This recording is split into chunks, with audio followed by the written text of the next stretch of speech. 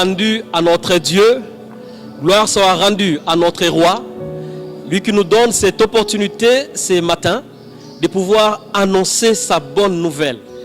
Que l'Éternel puisse être avec nous, qu'il soit avec vous, qu'il dispose de nos cœurs afin de recevoir sa grâce au travers de sa parole qui est annoncée ce matin. Ce matin, bien-aimés, je voulais que nous puissions partager sur un thème qui est Jésus, le Dieu des œuvres achevées. Alléluia. Alors, sans plus tarder, j'aimerais que nous puissions ensemble ouvrir nos Bibles dans le livre de Marc au chapitre 8. J'aimerais qu'ensemble nous puissions lire Marc chapitre 8 du verset 22 au verset 26.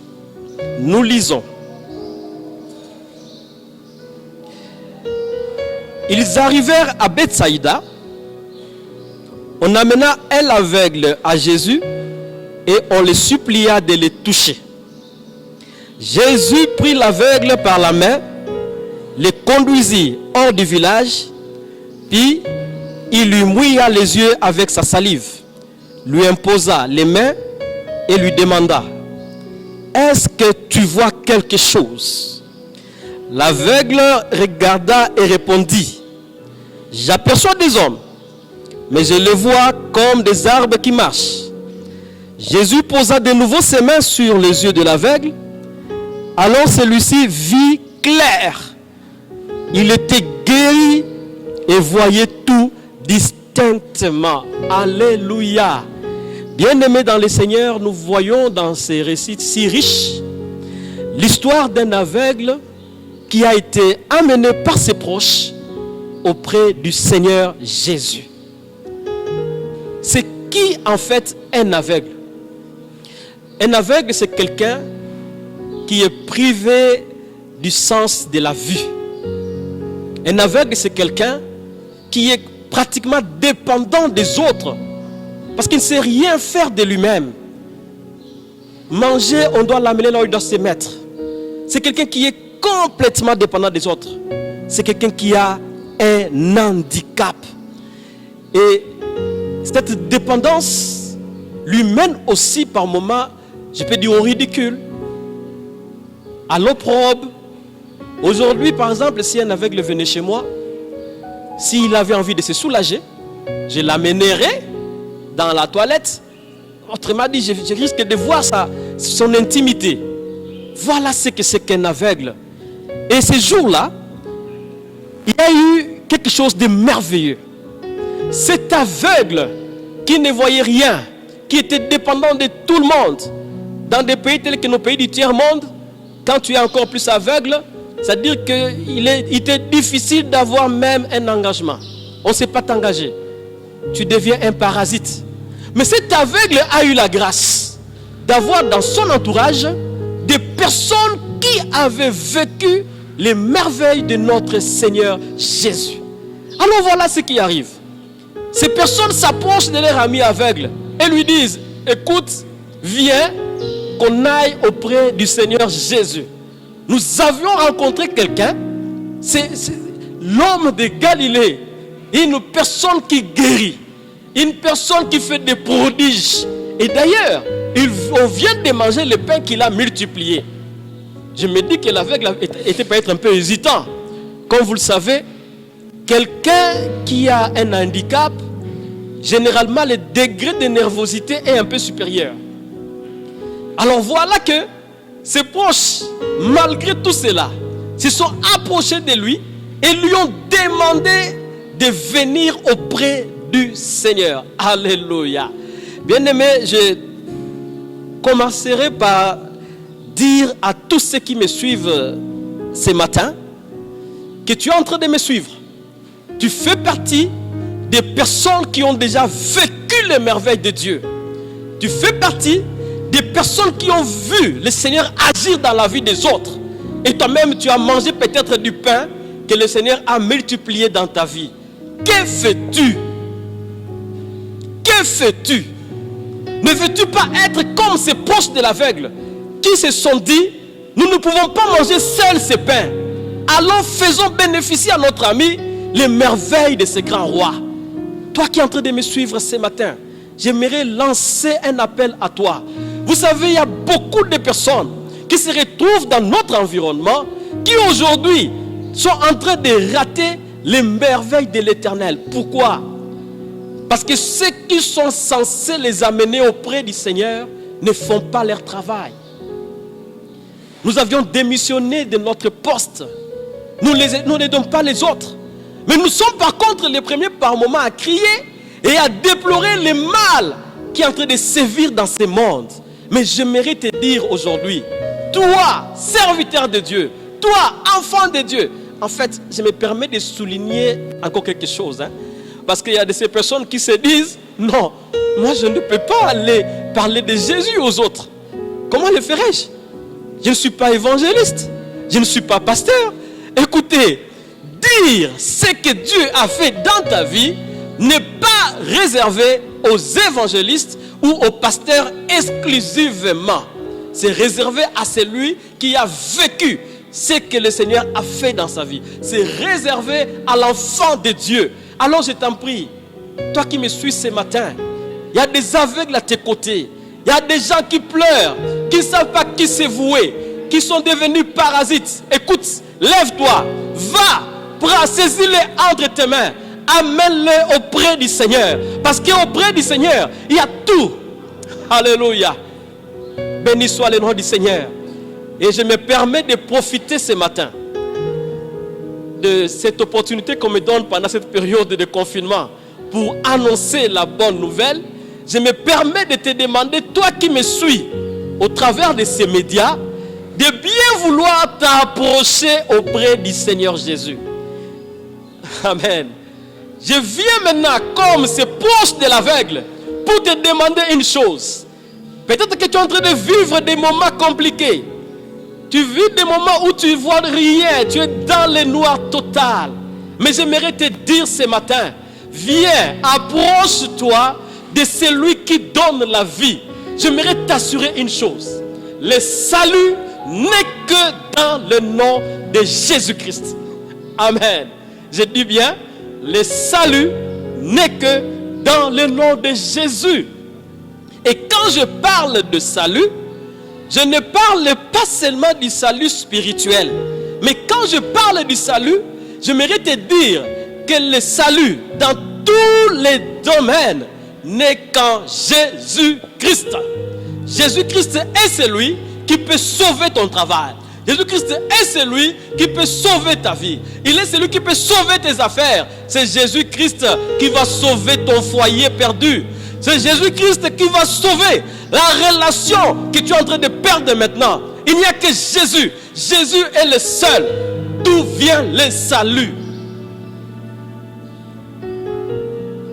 J'entends dans mes oreilles quelqu'un dire, le salut ne vient pas qu'à Jésus, parce qu'il y a des gens qui vivent bien et qui ne se sont pas approchés du Seigneur Jésus. Oui, je t'entends dire ça, toi qui es en train de me regarder. Alors écoute ce que j'aimerais t'ajouter. Il est arrivé un jour que Moïse et Aaron se soient présentés devant Pharaon. Alors quand ils se sont présentés devant Pharaon, Pharaon s'est mis à élever ses magiciens, disant qu'ils étaient en mesure de faire quelque chose. Et voilà que Moïse a pris le bâton qu'il avait entre ses mains, il a jeté par terre et ce bâton est devenu un serpent. Les magiciens de Pharaon ont fait de même, dit la Bible. Ils ont pris aussi leur bâton, ils ont jeté par terre et c'est devenu aussi des serpents. Oh. Oui, c'est vrai. Satan peut faire des choses que les enfants de Dieu, que Dieu fait, il peut aussi le faire. Tu sais, je suis d'accord avec toi. Tu peux t'approcher de Satan et tu te retrouves devenir millionnaire. Millionnaire, même en une année, tu peux devenir millionnaire. Tu peux t'approcher du malin et tu vois, il t'enrichit, tu achètes des immeubles, même en face, je ne sais pas moi, de la Maison Blanche. Tu peux même acheter des mandats. Il y a des gens qui achètent des mandats. Tu achètes des mandats. Tu peux acheter les populations. Tu peux acheter des personnes. Tu peux acheter tout genre de choses. Tout genre de choses. Une fois, j'ai vu dans un documentaire, on disait que le président, un des présidents africains, faisait nommer des ministres en France. Vous vous rendez compte? Pourquoi? Parce qu'il avait de l'argent. Oui, tu peux t'approcher du royaume du malin et tu as toutes ces choses-là. Mais écoutez, c'est à quel prix? C'est à quel prix? Au prix du sang. Au prix du sang. Tu auras à souffrir. Tu auras à sacrifier des personnes qui te sont chères. On te poussera à vivre dans l'inceste. On te poussera à vivre dans l'homosexualité. Tu seras amené à aller dans des cimetières. On t'imposera de porter des cravates de certaines couleurs. On te dit porte la cravate rouge, porte les chaussettes rouges. Quand tu porterais même un pantalon de couleur verte, tu auras toujours tes chaussettes de couleur rouge. À quoi ça te servirait? Laisse-moi te dire ce matin, viens auprès du Seigneur Jésus. Auprès de lui, tu auras la bénédiction qui n'est suivie d'aucun chagrin. Il est le seul qui puisse te donner, qui puisse faire une œuvre dans ta vie. Et cette œuvre-là ne sera suivie d'aucun chagrin. Et une œuvre bien achevée. Alléluia. Merci Seigneur. Je te bénis mon Dieu. Je te bénis mon roi. Amen. Alors bien-aimés, en avançant, j'aimerais nous faire remarquer une chose. Quand nous avions lu ce passage, nous avons remarqué que Christ, après qu'on ait amené cet aveugle auprès de lui, il a sorti en dehors du village. On aura à en parler si on aura un peu du temps. Alors, quand il l'a amené en dehors du village, il a appliqué sa salive sur les yeux de cet aveugle. Jésus-Christ a fait toutes ces choses sur cet aveugle. Cet aveugle-là a vu. C'était quelque chose de merveilleux. J'aimerais te dire, toi qui me suis ce matin, si tu t'approches du Seigneur Jésus, tu verras. Tu verras. Je t'assure que tu verras. Cet aveugle avait vu. Il était dans la joie. Il était merveilleux. Des personnes qui ne faisaient qu'entendre. Ces jours-là, il les a vus. Toi qui me suis ce matin, Oyoka Kasango, on te dit ceci. Mais tu peux voir aujourd'hui, après ce message, je vais faire une courte prière pour que tu voies. Cet aveugle a vu. Il a vu la gloire. Il a vu des hommes. Mais voyez-vous qu'il y a quelque chose qui se passe encore. Il était dans la joie. Il avait vu. Il sautillait. Mais le Seigneur va encore, il est saisi. Et il lui pose une question. Monsieur l'aveugle qui a vu aujourd'hui, comment vois-tu? Qu'est-ce que tu vois? Il lui dit, mais je vois des hommes. Comment les vois-tu? Il dit, je suis en train de les voir comme... je les vois comme des arbres en train de marcher. Alléluia. Alléluia. Ce matin, j'aimerais vous parler du Seigneur Jésus. Du Seigneur Jésus, l'homme des œuvres achevées. Quand il a dit ça au Seigneur, le Seigneur est passé à la phase 2 avec cet aveugle. Et j'aimerais ce matin te dire aussi une autre chose. Il y a beaucoup de gens qui, s'étant approchés du Seigneur Jésus, ont vécu une certaine grâce de la part du Seigneur. Mais ce n'était peut-être pas la totalité de la grâce que le Seigneur voulait t'accorder. Il te l'a peut-être accordé d'abord pour voir combien tu te conduirais par rapport à cette grâce. Alors il ne faut pas te cantonner à ce que tu as, tant que le Seigneur Jésus n'a pas dit que tout est accompli. Dans ces pays, autrefois c'était les Zaïre. Depuis que je me suis converti au sein de cette église du plein évangile, on priait pour cette nation. Nous avions prié, on voulait les changements. À un moment donné, la dictature est tombée. D'autres ont arrêté de prier. Ils avaient vu. Mais vous voyez comme la confusion, comme des arbres. Ce n'était pas le moment d'arrêter. Et d'autres ont continué à prier. Nous avons continué à prier et à prier encore. Et à un moment donné, la démocratie s'est commencée à se dessiner. Et aujourd'hui, on voit encore plusieurs avancées. Il y a la justice qui commence à fonctionner. Les institutions fonctionnent d'une façon ou d'une autre. Bon, il est vrai qu'on n'a peut-être pas encore vu tout clairement et distinctement. Mais une chose est certaine, nous devons continuer à nous approcher du Seigneur Jésus afin de voir clair. Parce que notre Seigneur Jésus est l'homme des œuvres, alors des œuvres achevées. Bien-aimé dans le Seigneur, peut-être que toi aussi, Dieu t'avait fait une grâce de trouver un travail. Est-ce que le travail que tu avais trouvé est-il déjà la main du Seigneur Jésus? Bon, ça dépend de toi. Ça dépend de ce que tu t'es dit avec le Seigneur. Si ce n'est pas encore la main, écoute, continue à prier. Persévère dans la prière. Persévère dans la prière pour recevoir la totalité de ce que Dieu aimerait te donner. Continuons et continuons à prier. Continuons à prier. Même si tu vois un commencement, il est vrai, je te demanderai une chose, de ne pas négliger les faibles commencements. Et je te demande aussi de ne pas t'éterniser dans le faible commencement. Alléluia. Ne t'y éternise pas, parce que le Seigneur est là pour t'amener encore plus haut. Avance. Tu avais commencé une œuvre de Dieu, tu as commencé une église, et puis bon, tu te retrouves juste dans ton petit hangar et tu t'en complais. Non, écoute, avance encore. Le Seigneur veut aller avec toi plus loin. Allons plus loin. Il est l'homme des œuvres achevées. J'aimerais qu'ensemble nous puissions lire un passage dans le livre d'Exode, au chapitre 23. Nous allons lire seulement 2 versets. Exode 23, je vais lire les versets 29 et 30. Suivez attentivement la lecture s'il vous plaît. La Bible déclare ceci. Cependant, je ne les chasserai pas en une seule année, pour que les terres ne soient pas abandonnées et que les bêtes sauvages ne s'y multiplient pas à vos dépens. C'est petit à petit que je les déposséderai en votre faveur, au fur et à mesure que vous deviendrez assez nombreux pour occuper les pays. Alléluia. Alléluia, bien-aimé.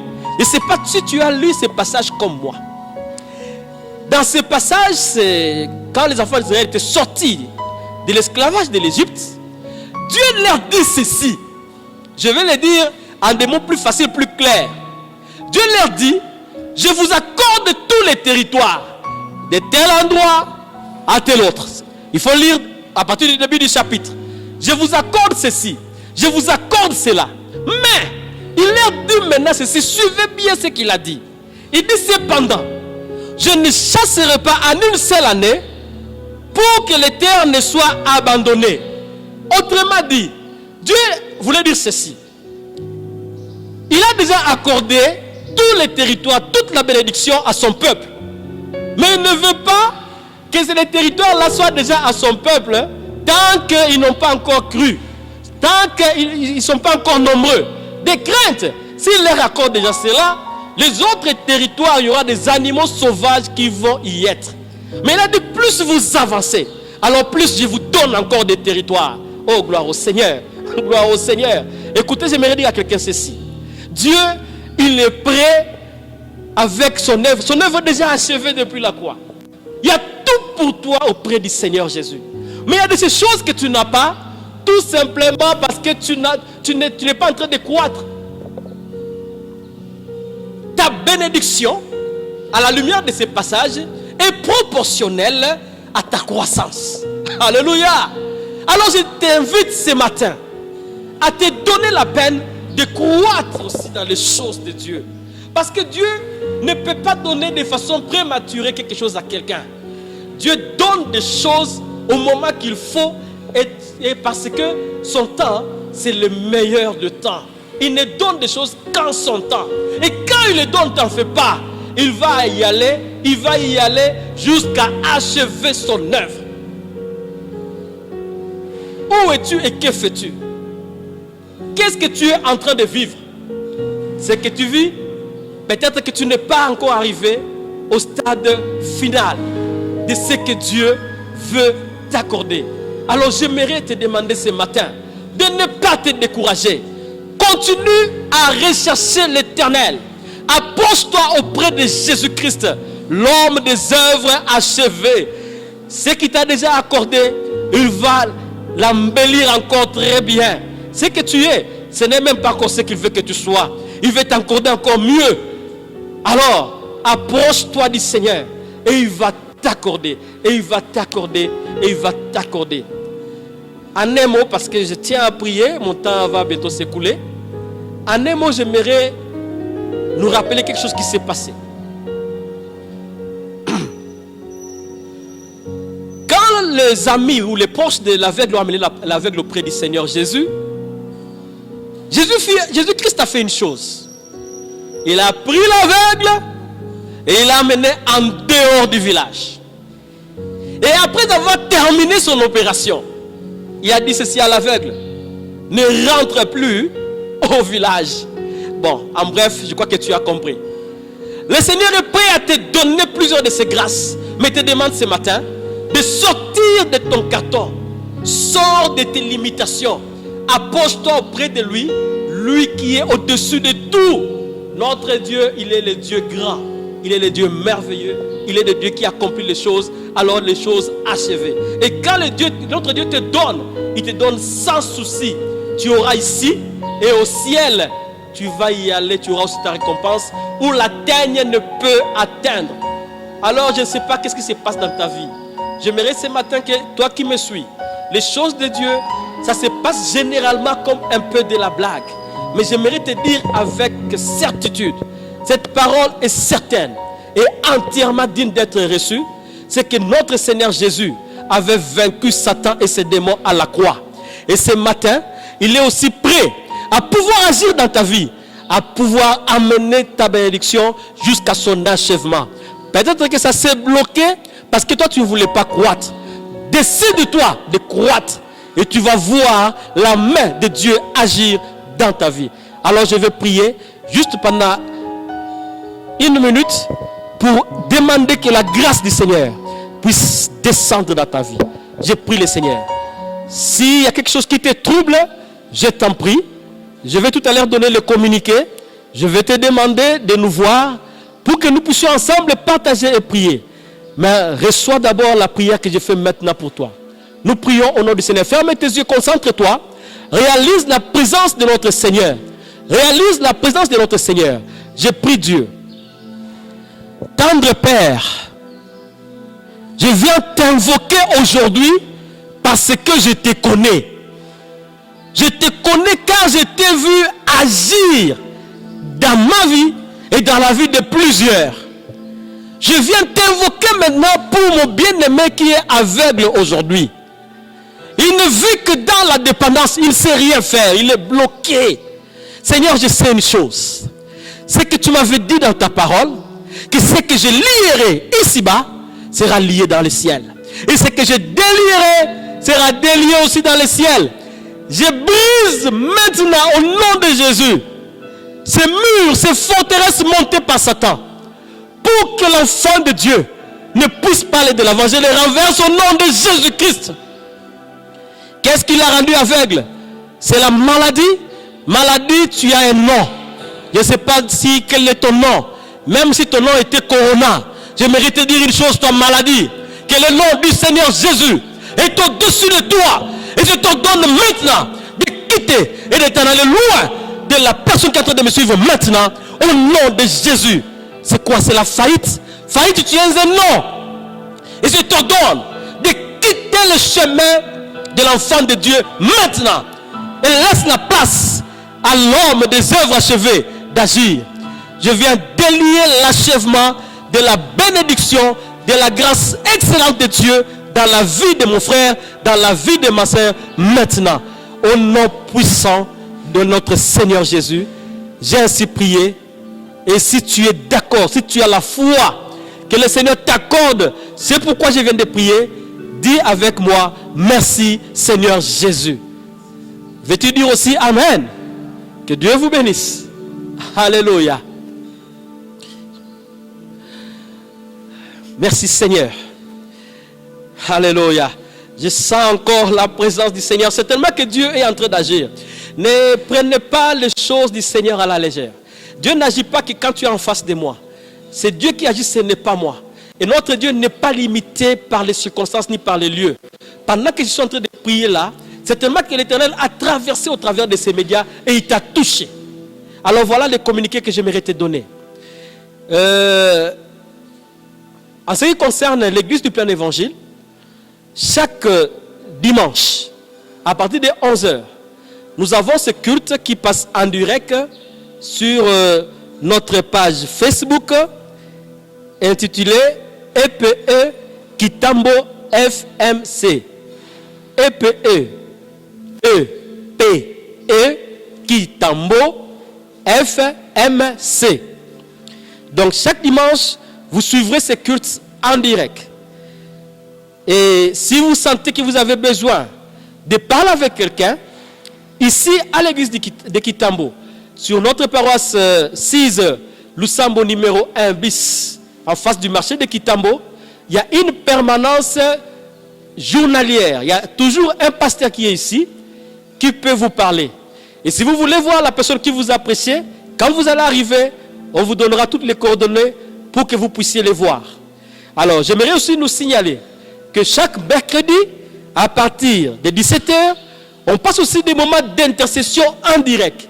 Alors, venez suivre ces moments sur Facebook. Ce sont des moments importants. Et notre Dieu, il agit parce qu'il est vivant. Que l'Éternel Dieu des gloires, le Dieu qui a créé le ciel et la terre, vous bénisse. Amen. I adore